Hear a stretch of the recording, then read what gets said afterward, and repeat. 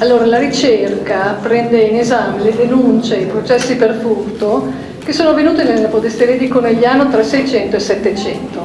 Se partiamo dal titolo, il titolo è stato preso da questo documento, che tra l'altro era scritto in modo molto molto fitto, per cui ho selezionato proprio la riga che ci interessa.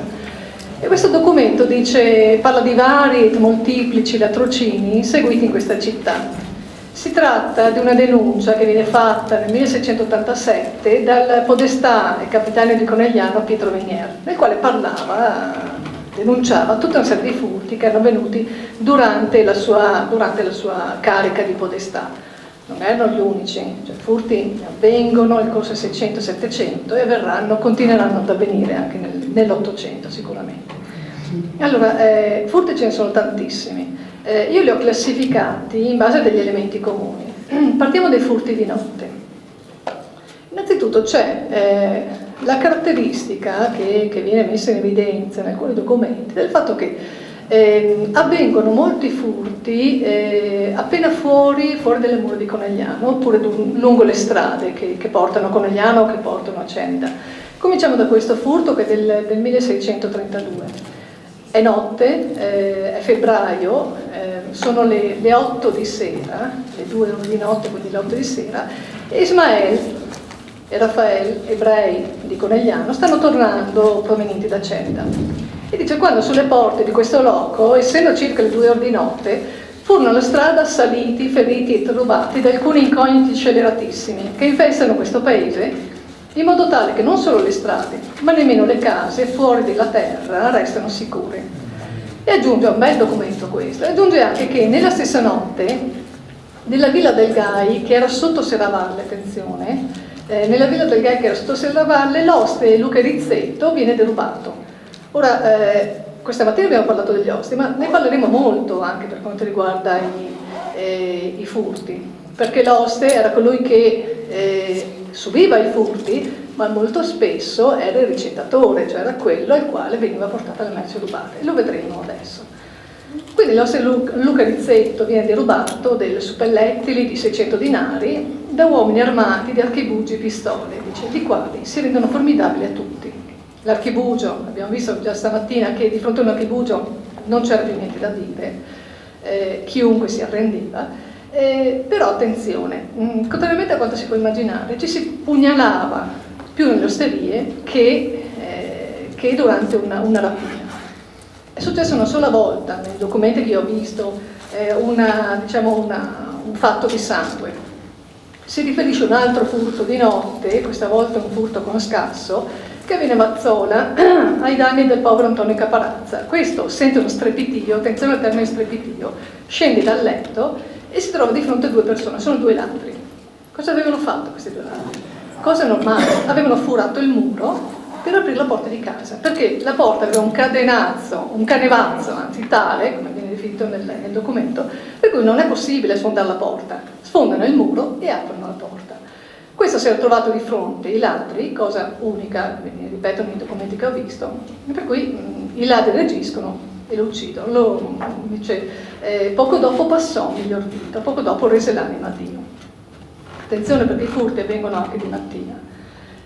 Avvengono quando il ladro tiene d'occhio da sempre, questo ovviamente la vittima. In questo caso è un prete, il reverendo pre Bernardin Cesana della Villa di Costa. È il 6 giugno 1666, quando celebrava la messa una domenica mattina, dice si tratteneva a fare altre sacre funzioni. I ladri cosa fanno? Salgono sul soller della casa e per una finestra rubano un forziere. Metto in evidenza questo fatto. Il prete aveva un forziere che teneva nella sua camera sotto un tavolino con dentro cecchini, zecchini, ongari, doppi e scudi e altra moneta, dice.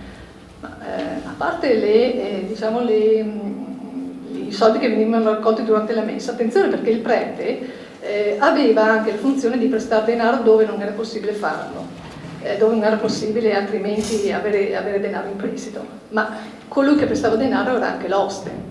Per cui questo reverendo non solo nel forziere ha tutti questi denari, ma anche dice diverse scritture, e vengono portate via queste diverse scritture. Queste scritture non erano altro che l'attestazione del denaro che lui aveva prestato ad altre persone.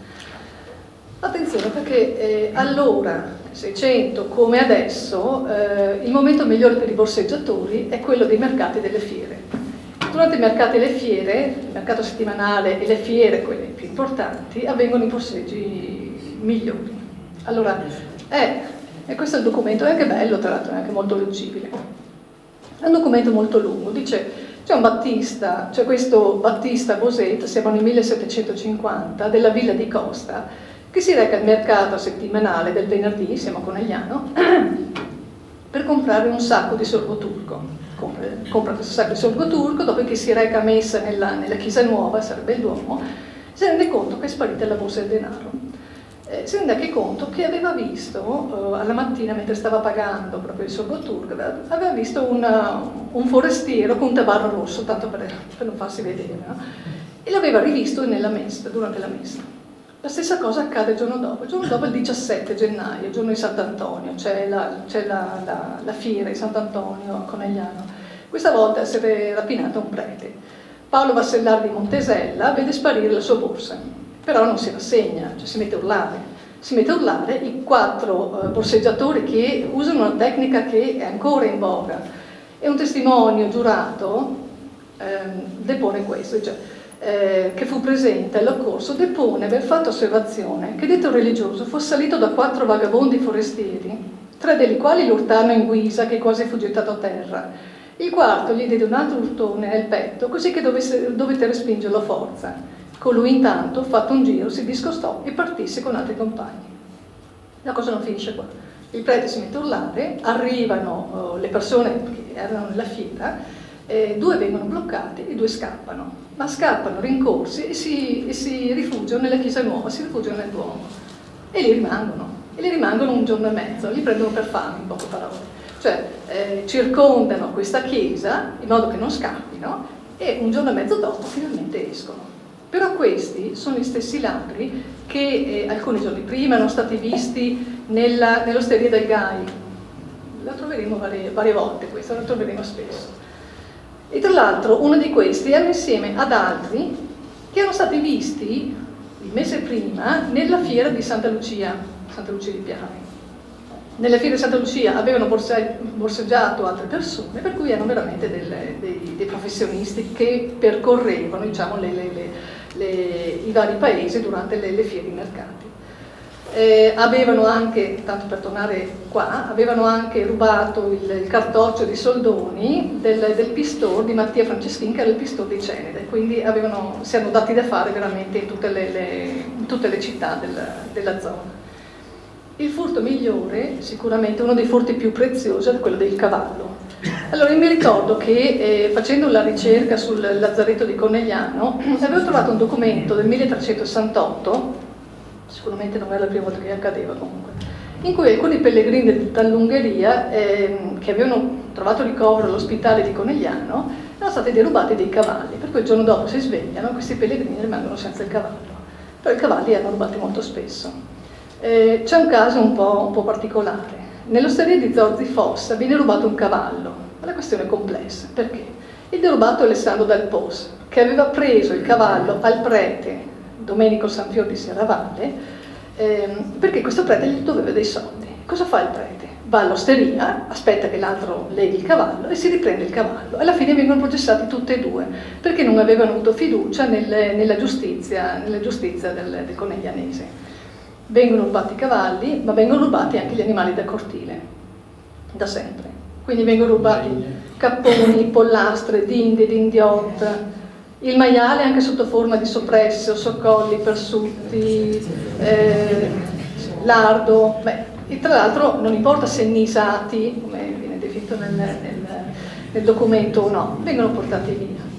Ci sono poi notti da ladri. Allora, accade in una notte dell'incredibile che un ladro riesce a portare via dalle famiglie Camatta, credo fossero famiglie imparentate che abitavano nello stesso borgo. Allora, le famiglie Camatta di Conegliano subiscono una serie di furti, stessa notte, stesso ladro. Chi ci rimette le stagnavi, i secchi, le camicie, i monili, i tovaglioli. I tovaglioli erano molto ambiti perché erano richiesti dagli osti, poi potevano pagare benissimo gli osti con i tovaglioli. viene portato via il maiale, la pecora, chi ci rimette la farina, il frumento, le biave, il formaggio, la lana. Ma la cosa più clamorosa è che a Francesco Camatta viene scavato e rubato un orto d'aglio, cioè lui aveva appena piantato l'orto, era maggio, e gli viene ripulito tutto quanto. Non era la prima volta, questo era un ladro seriale, non era la prima volta, però era anche abbastanza convinto quando viene arrestato, lo mettono sotto tortura, e solo in questo documento ho trovato la tortura per storcere una confessione. Viene messo sotto tortura e lui confessa che sì, è vero, erano 4 anni che faceva furti di questo tipo. Si ruba dappertutto, si ruba anche nei luoghi sacri, si ruba tanto nei luoghi sacri, veramente tanto. Vengono prese di mira le chiese, le canoniche, dove è facile trovare denaro, le offerte, ma anche nei luoghi sacri come i monasteri e i conventi. Allora, guardiamo i furti nelle chiese. Viene rubato nella chiesa di San Michele di Ramera, Tezze, Saran, nella chiesa di Carpesica, di Corbanese, di San Michele di Feletto, di Sant'Odoardo a Cimetta, nella chiesa di Campolongo, di Bagnoli con l'Albrigo. Tra l'altro nel 1719 c'è una ducale che riguarda proprio i furti nei luoghi sacrilegi, i furti sacrilegi.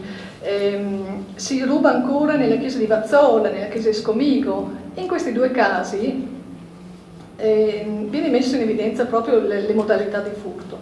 Allora, questi briganti si erano presentati almeno un paio di giorni prima, avevano chiesto l'elemosina a qualcuno del paese, l'elemosina viene chiesta magari nella casa adiacente alla chiesa, e poi succede il furto durante la notte. Si rubano, ripeto, le offerte nelle varie, diciamo, nelle cassette delle elemosine, però si arriva a rubare anche le grate di ferro del sagrato, si ruba veramente di tutto.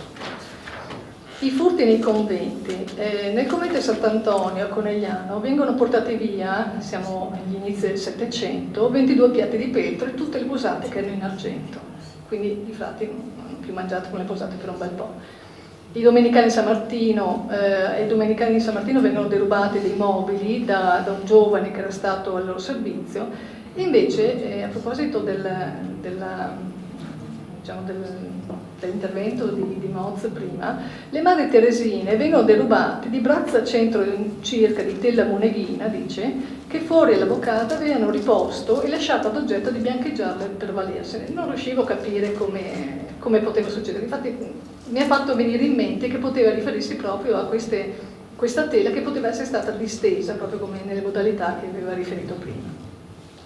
Si rubano stoffe, si rubano vestiari, si ruba molto spesso la lissia intera, si rubano gli indumenti stesi ad asciugare, le camicie, i fazzoletti, le pezze colorate, addirittura le cotte del prete e le tovaglie degli altari. I furti migliori vengono fatti in osterie, perché vengono ripulite le osterie, in particolare le cantine delle osterie di tutta la salumeria possibile, immaginate. D'altra parte, però, attenzione alla doppia funzione dell'osteria. L'oste molto spesso è colui che ricicla la merce rubata, cioè si portava la merce rubata all'oste, il quale dava da mangiare in cambio dei tovaglioli, in cambio della tovaglia, in cambio delle camicie. L'oste poteva addirittura tenere in custodia la merce rubata, succede anche questo. Però attenzione al riciclaggio di merce rubata. Molto spesso la merce veniva portata agli ebrei di Cenda, la merce rubata a Conegliano veniva portata agli ebrei di Cenda. Molto spesso gli ebrei davano il bollettino, cioè la ricevuta, e poi il ladro rivendeva la ricevuta. Attenzione, perché c'è un caso un po' particolare, nel senso che a Caterina dal Pos viene rubato un cordon d'oro, un paro di orecchini e un Cristo d'oro. Vengono piazzati gli ebrei di Ceneda il cordone, gli orecchini, per non vogliono il Cristo d'oro. Questo viene ritrovato poi, viene venduto a Polcenico, proprio lontano da qua. Ci sono anche dei ladri, mettiamo qua, questo. Ci sono dei ladri seriali e ci sono dei ladri, delle notti da ladri, dicevamo prima. Questo Giacomo Pieretto, che è figlio di Bernardin, che viene era chiamato Marin e viene dalla villa di San Giacomo, in una stessa notte fa veramente un'impresa. Allora ruba a Domenico Colletto un mulo di mantello nero, trascina, non trovo un termine più adeguato, questo mulo fino a Sarone, nella stessa notte, nella giurisdizione di Caneva, e qui lo scambia con una cavalla, pagandoci sopra 46 lire in contanti, in soldo contante. Quella stessa notte, anzi sul far del mattino probabilmente, arriva a Serravalle, scambia quella cavalla con un'altra cavalla, a Serravalle è giorno della fiera, e scambia questa seconda cavalla con fibbie d'argento e pochi soldi. Ormai pago di quello che ha fatto, va all'osteria di Cimetta. All'osteria di Cimetta viene riconosciuto e viene arrestato immediatamente. Ora, era questo, no, era un po' più indietro. C'era una legge ben precisa, c'erano delle misure ben precise contro il fatto che l'oste ospitasse questi ladri. Probabilmente c'erano gli sbirri in zona. Allora, vediamo qual è la punizione, qual è la sentenza alla fine. Dopo il processo, Giacomo Pieretto viene mandato a servire sotto una galera di condannati per uomo da remo con i ferri ai piedi per anni 18. In caso di inabilità si stabilisce che Star debba in prigione serrata la luce per anni 3, dalla quale galera o prigione rispettivamente fuggendo via si intende bandito a città, eccetera, eccetera. Ma cosa faceva uno come questo Giacomo Pieretto che veniva dalla terraferma? Scusate che devo andare avanti. Allora, chi veniva dalla terraferma? Chi non sapeva remare veniva mandato qui, alla Fusta. Qua c'è scritto Frusta per assonanza, ma il nome era Fusta. La Fusta era una nave scuola praticamente, aveva varie funzioni, tra le quali quella anche di far imparare a remare a quelli che non sapevano remare, quelli che erano stati condannati alla galera. Però attenzione, la pena, la vera e propria pena, cioè i 18 anni del signor Giacomo Pieretto, partivano dal momento in cui lui aveva imparato, cioè non dal momento in cui entrava nella Fusta. Quindi prima imparava e prima scontava la pena. C'era una certa logica. Allora, ci sono furti clamorosi, questo è un furto clamoroso che viene messo a segno nel 1590 ai danni di Francesco Sarcinelli di Conegliano. Mi sono anche chiesta come mai furti così importanti non ne ho più trovati. Forse la spiegazione è il fatto che la braveria, comunque la presenza di guardie, chiamiamole guardie del corpo, si diffonde molto anche con negli anni, forse 600-700. Comunque, torniamo a Francesco Sarcinelli. Nel 1590 non si trova, in quella notte in cui arrivano i ladri, Arsenio Lupin in questo caso, non si trova nel suo palazzo, lui si trova a Venezia per motivi di affari, qua, per suoi affari. Entrano dalla porta posteriore questi ladri, naturalmente fanno il buco sul muro, aprono il canevazzo, avanti così, entrano e trovano la fantesca, trovano soltanto una serva. Cosa fanno? Prendono la coperta, coprono la testa di questa serva, legano perché non gridi, probabilmente non riusciva neanche a respirare questa poveretta, e riescono a ripulire 3 forzieri di argenti, anelli e dinari. E qua dice, e riescono a portare via 10.000 ducati. 10.000 ducati, pensate a quello che vi ho detto stamattina, erano i soldi il denaro che i Tiepoli hanno pagato per lo ius osterie perpetuo, cioè era una cifra enorme.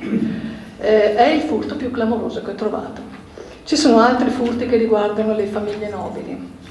Ci sono furti che sono stati un tentativo di furto è stato fatto ai danni del nobile Morosini di Noale, però viene processato a Conegliano perché quello che aveva fatto il tentativo di furto è riuscito a scappare e aveva rubato una cavalla a Conegliano, per cui viene processato là per tutti e due. Allora questo Agnolo dei Toffani cosa fa?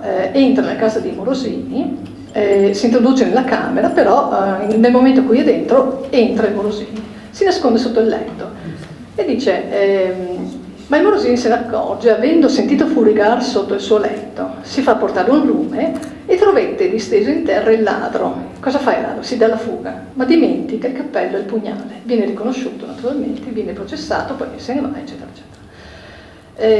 Altro furto in famiglia nobile lo abbiamo presso il conte di Codroipo, e in questo caso il ladro è lo staffiere.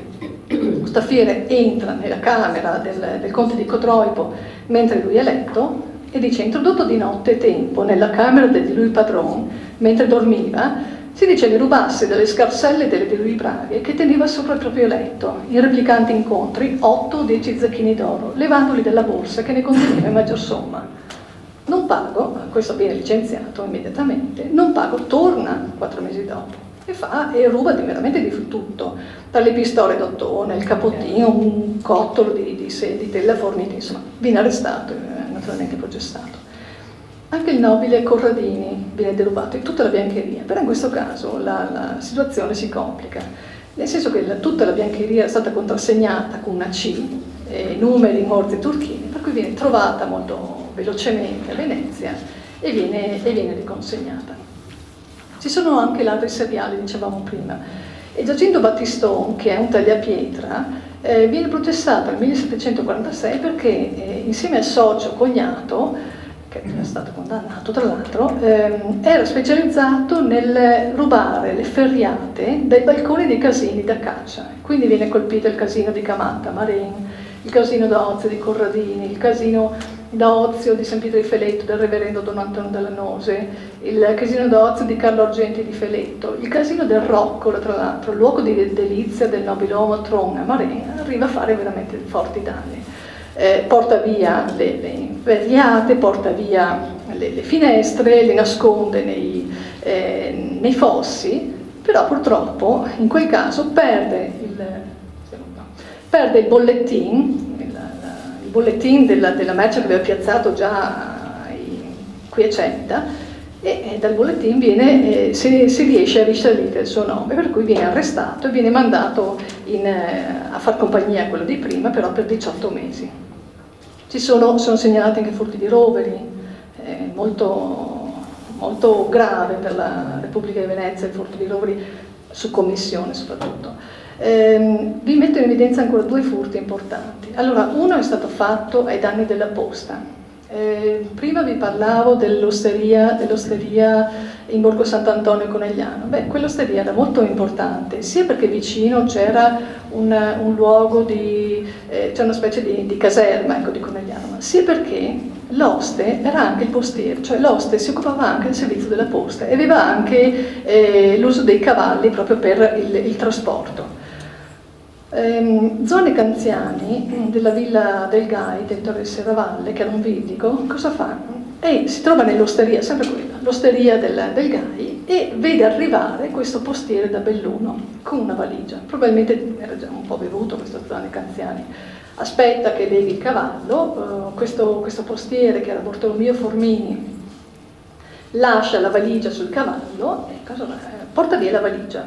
Era una valigia di seta che dentro conteneva non soltanto lettere private, ma conteneva anche dei preziosi, per cui questo Zuanne prende i preziosi, disperde le lettere, nottetempo probabilmente i fumi dell'alcol già gli passano un pochino e si pente. La mattina dopo recupera un po' di cose, un po' di lettere, e le porta al parroco del paese, al parroco della Villa del Gai, il quale li porta a sua volta a Giobatta Rivaben, che era l'oste, però era anche postiere di Conegliano.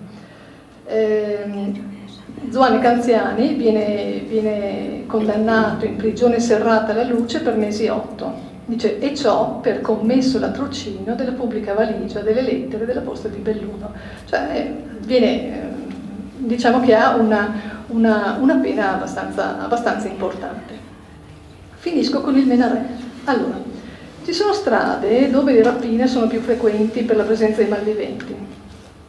Questo documento si riferisce alla strada del Menarè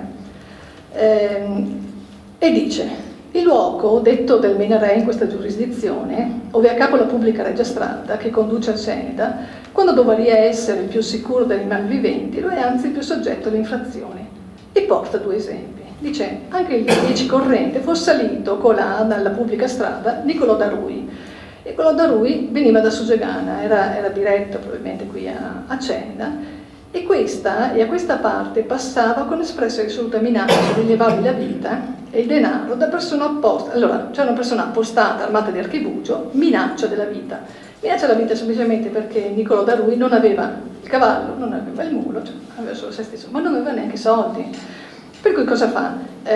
Quello era sì armato di archibugio, il quale dice, non avendo potuto aver soldo perché non aveva l'aggredito, lo lasciò andare con una sassata nel capo, imminente pericolo della di lui vita. Praticamente è arrivato qui a Piacenza con un bernoccolo incredibile. Porta altri esempi di altri fatti analoghi e conclude così. Chiedo scusa, eccolo qua. Conclude così, ed è con questo che vi lascio.